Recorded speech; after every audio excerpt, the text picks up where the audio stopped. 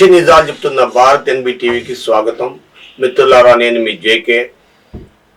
ఎక్కడ స్కిప్ చేయకుండా వీడియోని చివరిదా చూడండి. మీకు వీలైతే ఒక లైక్ చేయండి, వీలైతే కాదు వీలు చేసుకొని ఒక లైక్ చేయండి, ఒక షేర్ ఇవ్వండి, మీ ఫ్రెండ్స్కి ఒక సబ్స్క్రైబ్ చేసుకోమని చెప్పండి, డైరెక్షన్ చేయండి. మీరు సహజంగా ఒక రోడ్డు పక్కన ఒక ఆటో ఆగుతుంది. ఆటోలో ఎంతమంది కూర్చోవచ్చు, ఎంతమంది ఎక్కొచ్చు? డ్రైవర్ ప్లస్ ముగ్గురు, ఆల్ ఇన్ 4. అయితే ఆటో ఆగితే ఆటోలో నుండి వస్తూనే ఉంటారు, దిగుతూనే ఉంటారు, 20 మంది, 10 మంది, 5 నలుగురు ఎక్కడ, 20 మంది దిగుతూనే ఉంటారు. చూస్తే ఒక బస్సుకు సరిపడే జనము ఒక ఆటోలో ఉంటారు. మీరు నమ్ముతారా? మీరు చూడొచ్చు, రోడ్ల పక్కన చాలా సార్లు కనబడతా ఉంటాయి అవి దృశ్యాలు. ఏంటి ఎంతమంది ఎక్కించారా, ఏంటి ఇది పుష్పక విమానమా అన్నట్టుగా. నిజమే, మరి పుష్పక విమానమో లేకపోతే అసలు ఎంత టన్నేజ్ ఒక లిఫ్ట్ లో ఇంతమంది 10 మంది 12 మంది కంటే ఎక్కువ ఎక్కితే ఎంత టన్నేజీ పెరుగుతుంది, ఎంతమంది కానీ లిఫ్ట్ మధ్యలో ఆగిపోతుంది అని లిఫ్ట్ మీద రాస్తారు క్లియర్ గా. 10 మందికి ఎక్కొచ్చు, 6 ఎక్కొచ్చు, 8 మంది ఎక్కొచ్చు అని మీరు గమనించే ఉంటారు. కానీ జనం ఎక్కుతూనే ఉంటారు, మధ్యలో ఆగిపోతుంది, లిఫ్ట్ ఇబ్బంది పడుతుంది. సరే, ఈ విషయం పక్కన పెట్టేద్దాం, ఈ విషయం వదిలేయండి. H1B వీసాలు ఆపేశారు అంటే చాలా మంది బాధపడ్డారు. మన ట్రంప్ అనేకమైన కొత్త విషయాలు బయట పెట్టి పాస్పోర్ట్లు ఆపేస్తున్నాం, వీసాలు ఆపేస్తున్నాం అంటే మనోళ్ళు అబ్బో ట్రంప్ చాలా కంపు, అన్ని ఆపేస్తున్నాడు, చాలా ఇబ్బంది, చాలా హెడేక్ అని భావించారు. అవునంటారా కాదంటారా? అయితే మొన్న ఏప్రిల్ కూడా కాదు, మార్చి 15వ తారీఖున అమెరికాలో ఓ బోగస్ కంపెనీ దరిదాపుగా 100 మందిని అపాయింట్ చేసుకుంది.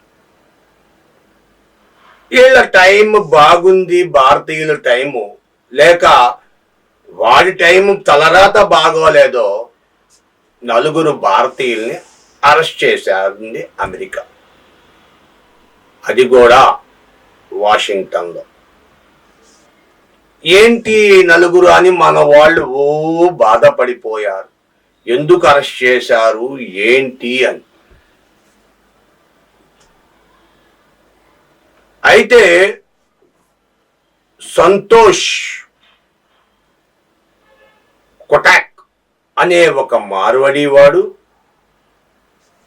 తన భార్య పేరు మీద అక్కడ ఒక అపార్ట్మెంట్ అద్దెకి తీసుకొని ఆ అపార్ట్మెంట్లో దరిదాపుగా 15 మంది ఆడవాళ్లను పెట్టి బలవంతంగా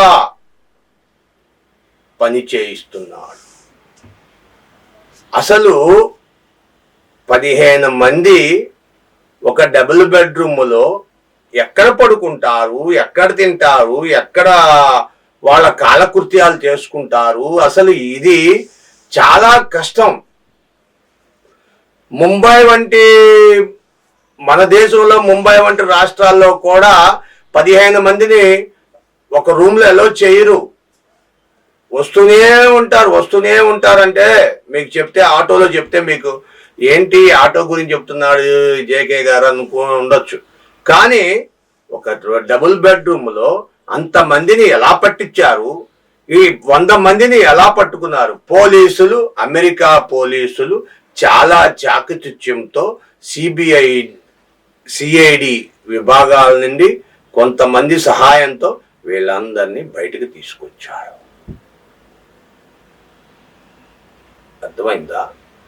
ఈ విషయాలన్నీ మన భారతదేశంలో మన తల్లిదండ్రులు ఎంతో కష్టపడి ఒక్క పూట తిని ఒక్క ముద్ద తిని రెండో ముద్ద తింటే పిల్లలకి అయిపోద్దేమో అని రాయల్టీ పోకూడదని ఇస్త్రీ బట్టలు వేసుకొని మంచి ఖరీదైన చీరలు కట్టుకొని కుటుంబాన్ని లోన ఏమి తింటున్నారో తెలియకుండా పెంచి వాళ్ళ మంచి మంచి కాలేజీల్లో చదివించి పంపిస్తే అమెరికా మీ అబ్బాయి అమెరికాలో ఉన్నాడు, మా అబ్బాయి అమెరికాలో అని గొప్పలు చెప్పుకోవడం కోసం తల్లిదండ్రులు పంపిస్తుంటే అక్కడ మొన్న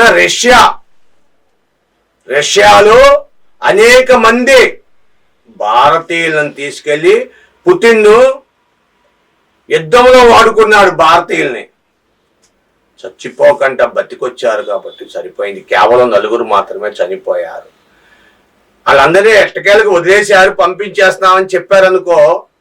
కానీ ఇది ఎంతవరకు తల్లిదండ్రులు తమ హోదా కోసం మా అబ్బాయి అమెరికాలో ఉద్యోగం చేస్తున్నాడు, మా అబ్బాయి రష్యాలో జాబ్ చేస్తున్నాడు అంటూ తల్లిదండ్రులు తమ హోదాల కోసం తమ ఒక గొప్పతనం కోసం తీసుకెళ్లి బిడ్డల భవిష్యత్తుని భారతదేశ రక్తాన్ని మరిగే రక్తాన్ని పరాయి దేశాలకు తాకట్టు పెడుతున్నారు.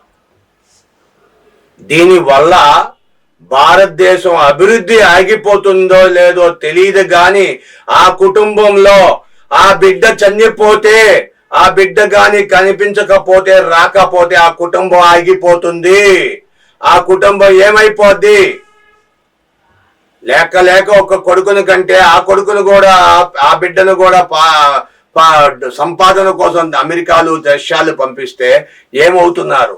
బ్యాంకుల్లో లోన్లు తీసుకొని విద్యా లోన్లు ఉద్యోగ లోన్లు అవి తీసుకొని పంపిస్తే చివరాఖరికి వాళ్ళు సజావుగా జరిగితే ఎవరికి ఇన్ఫర్మేషన్ లేకుండా పక్కింటి వాడు తెలిస్తే వాళ్ళ అబ్బాయిని పంపిస్తాడేమో, వాడు కూడా ఎదిగిపోతాడేమో తెలియకుండా దొంగతనంగా సీక్రెట్ గా పంపించడం వల్ల మీ పిల్లలు ఇరుక్కుపోతున్నారు. ఒక మంచి పని చేయి, నలుగురిని అడుగు. ఓ చెడ్డ పని చేయి, నలుగురు చెప్పు. ఇది చేస్తున్నా, ఒక పని చేసే ముందు నలుగురిని సలహా తీసుకో. ఇది పలానా కంపెనీకి పంపిస్తున్నా మా అబ్బాయిని, ఆ కంపెనీ ఉందా, అక్కడ లేదా? నేడు చాలా డెవలప్మెంట్ అయింది దేశం. గూగుల్ వచ్చింది, ఇంకా అనేక రకాల వచ్చినాయి. అక్కడ మన భారతీయులు చాలా మంది ఉన్నారు. మీ ఇంటి పక్కన, మీ ఇంటి ముందు, మీ ఇంటి వెనకాల చాలా మంది భారతీయులు వేరు దేశాల్లో, భిన్న దేశాల్లో పనులు చేస్తున్నారు. వాళ్ళందరినీ మీరు ఎంక్వైరీ చేయండి.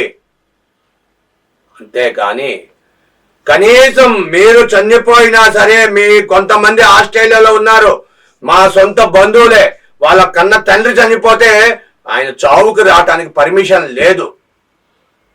వీడియోల్లోనూ దీంట్లోనూ చూసుకొని సరిపెట్టుకున్నారు. భారతదేశంలో ఉన్న వాళ్ళు వాళ్ళ అంత్యక్రియలు చేస్తుంటే ఫోన్లలో చూసుకొని, వీడియోల్లో చూసుకొని, ల్యాప్టాప్ల్లో చూసి సరిపెట్టుకున్నారు.